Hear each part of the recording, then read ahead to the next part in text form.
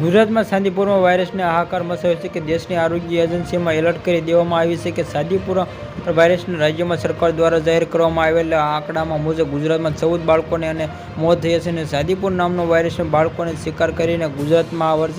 વાયરસના કારણે અત્યાર સુધીમાં 10 બાળકોને મોત થઈ છે અને પંચમહાલ, અરવલ્લી, સાબરકાંઠા, મહીસાગર અને લક્ષણો જોવા મળે છે કે જ્યાં 16 જુલાઈમાં અને સુધીમાં 8 બાળકોને 17 જુલાઈ બાળકોને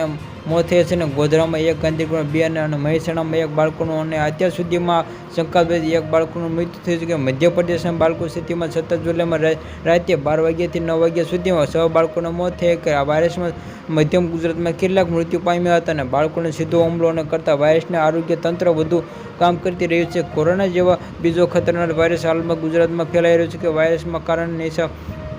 બનેલા આ જિલ્લામાં આ વાયરસના કારણે કેટલાક બાળકોને મોત થયા હતી. વાયરસના મુખ્યત્વે મચ્છર અને માખી માવાનો થાય છે કે આ ચોમાસાની ઋતુમાં બાળકોને વધુ જોવા મળે છે કે 9 મહિનાથી 14 વર્ષની બાળકોને આ વાયરસ શિકાર બની શકે છે જે ઝાડા, ઉલટી, તાવ, બેહોશી, ખેંચાણ, નબળાઈ અને આ પ્રકારની લક્ષણો. ગાંધીનગરમાં 15 માસની બાળકીનું ગાંધીનગર મ્યુનિસિપલ કોર્પોરેશન વિસ્તારમાં શંકાસ્પદ શાંતિપુર મામલો ફેલાઈ રહ્યો ગયો છે અને 17 જુલાઈમાં 2 સોયને આ ભાર ટોલ ટેક્સમાં 5 થી 5માં 15